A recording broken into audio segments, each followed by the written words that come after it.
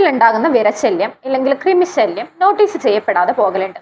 കുട്ടികളിലാണെങ്കിൽ നമ്മൾ കറക്റ്റായിട്ട് ട്രീറ്റ്മെന്റ് എടുക്കുകയും മെഡിസിൻസ് കൊടുക്കുകയും മാറ്റുകയും ചെയ്യലുണ്ട്.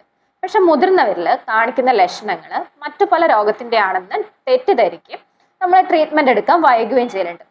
അപ്പൊ കൃമിശല്യം അല്ലെങ്കിൽ വിരശല്യം മുതിർന്നവരിലുണ്ട് എങ്കിൽ കാണിക്കുന്ന കുറച്ച് ലക്ഷണങ്ങൾ പറയാം. ഒന്നാമത്തെ ലക്ഷണം ദഹന സംബന്ധമായിട്ടുള്ള പ്രശ്നങ്ങളാണ്.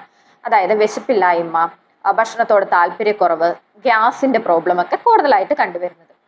രണ്ടാമത്തെ സിംറ്റം മലദ്വാരത്തിൽ ഉണ്ടാകുന്ന ചൊറിച്ചിൽ, അതുപോലെ തന്നെ പ്രൈവറ്റ് ഏരിയയിൽ ഉണ്ടാകുന്ന ചൊറിച്ചിലും. ഈ കൃമിശല്യം മൂലവും വിരശല്യം മൂലവും പ്രൈവറ്റ് ഏരിയയിൽ ഫംഗൽ ഇൻഫെക്ഷൻസ്, എക്സിമ പോലുള്ള കണ്ടീഷൻസ് ഒക്കെ കണ്ടുവരുന്നുണ്ട്. കൂടാണ്ട് പാലുൽപ്പന്നങ്ങള്, മധുരം, പഞ്ചസാര ഇവയോടൊക്കെയുള്ള കൊതി അല്ലെങ്കിൽ ഇവയൊക്കെ കൂടുതൽ തിന്നാനുള്ള ഒരു ടെൻഡൻസി ഈ കൃമിശല്യം ഉള്ളവരിലും വിരശല്യം ഉള്ളവരിലും കണ്ടുവരുന്നുണ്ട്. അതുപോലെ തന്നെയാണ് അമിതമായിട്ടുള്ള ക്ഷീണം, വിളർച്ച, തളർച്ച ഒക്കെ ഈ വിരശല്യത്തിന്റെയും കൃമിശല്യത്തിന്റെയും ലക്ഷണങ്ങളായിട്ട് പറയാം. അപ്പൊ നിങ്ങൾക്ക് അങ്ങനെ എന്തെങ്കിലും ഡൗട്ട് ഉണ്ട്, നിങ്ങൾക്ക് വിരശല്യമുണ്ട് അല്ലെങ്കിൽ കൃമിശല്യമുണ്ട് എന്ന് ഡൗട്ട് ഉണ്ട് എങ്കിൽ ഹോമിയോപ്പതിയിൽ ട്രീറ്റ്മെന്റ് അവൈലബിൾ ആണ്. അപ്പോൾ ഒരു ഡോക്ടറെ കൺസൾട്ട് ചെയ്തിട്ട് കറക്റ്റായിട്ട് മെഡിസിൻ എടുത്ത് മാറ്റാൻ വേണ്ടിയിട്ട് ശ്രദ്ധിക്കും.